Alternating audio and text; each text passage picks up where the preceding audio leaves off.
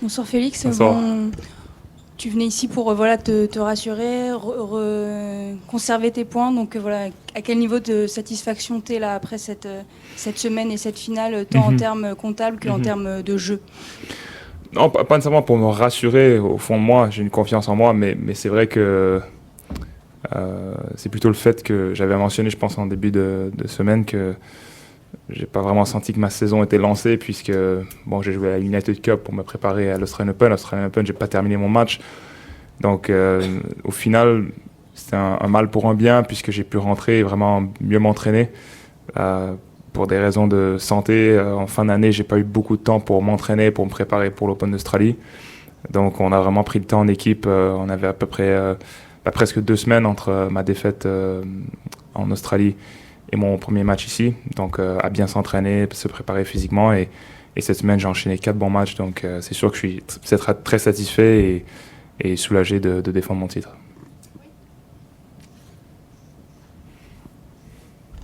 Bravo Félix pour cette victoire. Merci beaucoup. Un mot sur votre adversaire du jour qui ne vous a pas laissé tranquille dans la deuxième manche. Ouais. Ça a été très... Comment vous l'avez vécu? Oui, je le crains toujours, Adrian, puisque quand on est je veux dire, aussi longtemps à un très haut niveau, je ne sais pas exactement il a quel âge, mais ça fait 37. 37. Un peu plus. 37 ans, il joue toujours à un bon niveau, ça veut dire qu'il y a de la qualité dans les coups. Peut-être qu'il bouge plus comme avant. On a vu aussi avec Stan, par exemple, qui a joué à un très très haut niveau toute sa carrière, que quand ces joueurs-là sont concentrés, qui sont en forme quand même, ils ont de la qualité dans leur frappe et ils ont un bon sens du jeu tactique. Donc Adrian, il va savoir comment causer des problèmes, et avec ce service gaucher, où des fois j'ai même presque frappé la balle dans la bâche de côté, c'est compliqué à jouer. Donc j'ai dû plusieurs fois défendre jusque dans les limites du court pour le faire jouer une balle en plus et lui causer des problèmes. Donc, mais après, avec mon jeu offensif, on a vu encore sur la balle de match où quand j'arrivais à prendre le jeu à mon compte, le prendre de vitesse, je sentais que quand même les choses allaient mieux pour moi. Vous vous sentez bien à Montpellier? Ouais, je me sens bien. Évidemment pour les victoires que j'ai connues ici depuis l'année dernière, mais la région est magnifique. C'est vrai que j'ai pas toujours le temps avec les matchs d'aller en ville, mais c'est une ville qui plaît beaucoup à mon équipe et moi-même. On a nos repères un peu où on aime manger, prendre le café et ainsi de suite. Donc non, on prend beaucoup de plaisir entre les matchs aussi. Oui, bonjour. Oui. Tu n'as concédé aucune balle de break. Est-ce que c'est dans tes jeux de service que tu as puisé la confiance dans ce match? Oui, c'est un bon point. C'est vrai que c'est quelque chose que j'essaie de mettre en place. C'est vrai qu'il y a quelques années, je mettais peut-être moins d'accent sur mon service, où je le considérais moins comme une arme principale. Et depuis un moment, je saisis quand même que j'ai ce qu'il faut dans ma technique au service, dans mes qualités physiques pour être un très très bon serveur. Et je mets beaucoup plus d'emphase là-dessus à l'entraînement. Donc ça me permet de gagner des matchs où, même si du fond de cours, c'est un peu plus compliqué, ou même je ne trouve pas les solutions au retour de service, j'arrive à m'appuyer sur cette première balle, sur la précision de mon service pour avancer dans les sets.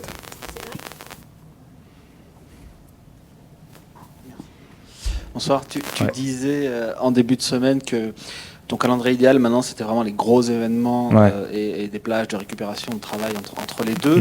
Donc je comprends que si tu avais gagné l'Open d'Australie, tu serais sûrement pas venu ici. C'est une question un peu piège du coup, est-ce qu'il faut te souhaiter de ne pas défendre ton titre l'année prochaine? Et c'est une façon pour moi de te demander, maintenant que ta saison est lancée, qu'est-ce qui serait une bonne saison pour toi? Non, c'est sûr que je me souhaite, c'est un peu le cheminement d'une carrière de tennisman.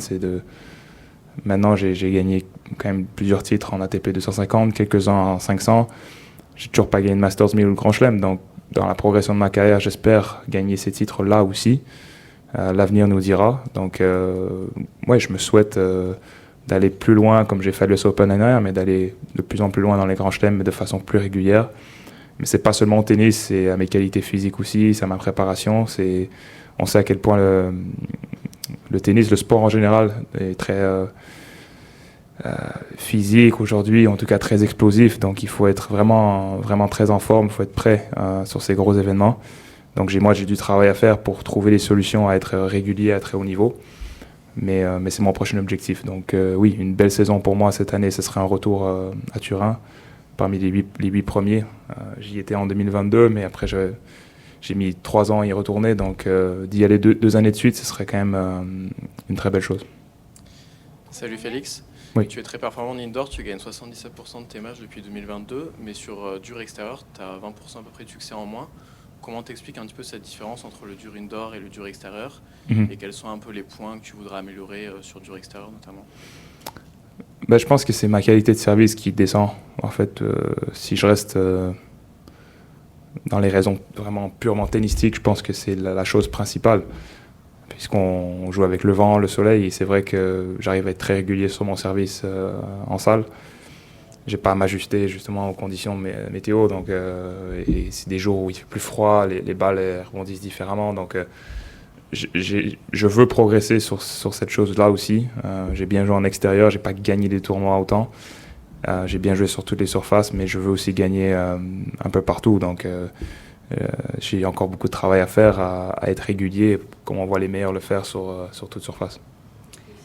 Pour rebondir aussi sur la programmation, tu n'avais pas joué la Coupe Davis cette semaine. Là, j'imagine que tu as peut-être vu que ton pays était qualifié pour la suite et qu'ils allaient affronter la France. Est-ce que, comment tu te situes par rapport à ça? J'imagine que c'est un peu tôt pour répondre, mais est-ce que tu l'envisages de jouer? Comment tu te situes? C'est vrai qu'il y avait déjà la France contre le Canada aussi à Montpellier cette semaine, avec mes 3 derniers matchs. Donc, dans la continuité des choses, peut-être je pourrais jouer aussi contre la France. C'est en septembre, je crois. Donc c'est un peu tôt pour dire, mais ça me ferait plaisir de jouer. Déjà, j'adore jouer pour mon pays. De jouer la France, ce serait un très beau challenge. Et je pense que peut-être qu'on joue au Canada aussi, si je ne me trompe pas. Donc c'est ça, ouais. Il y a des discussions peut-être même à ce que ce soit dans pas ma ville natale ou la ville où j'ai grandi à Québec. Donc si c'est le cas, ça serait vraiment... je ne vais pas trop m'avancer là-dessus, mais si c'est le cas, ce serait un énorme plaisir de jouer. Mais évidemment, ça dépend de ma forme, ça dépend de ma forme du moment. Mais après le US Open, c'est quand même un bon moment pour moi pour jouer. Dernière question. Félix, oui. Encore bravo pour ta victoire dans le tournoi. Merci. Tournée américaine dans les prochains objectifs, Coupe Davis peut-être, Grand Chelem, évidemment, c'est ce qu'on te souhaite, mais il y a déjà l'actualité de la semaine prochaine, Rotterdam, je crois que tu joueras Alexei Popyrin au premier tour. Oui.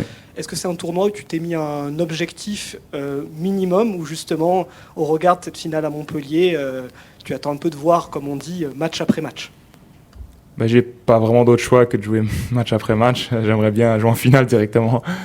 Ça serait pas très fair vis-à-vis les autres joueurs d'avoir laissé passer jusqu'à la finale. Donc non, il faudra jouer tous les matchs et bien jouer, puisque on est dans un tournoi où la liste des joueurs est encore plus forte qu'ici. Donc c'est un tournoi que j'ai gagné auparavant, donc je me plais aussi là-bas. C'est le premier tournoi ATP que j'ai joué aussi, c'était là-bas. Donc un tournoi que j'aime bien, un tournoi qui est très bien organisé, une belle équipe derrière ce tournoi. Donc non, déjà, je serais ravi d'être là, de jouer.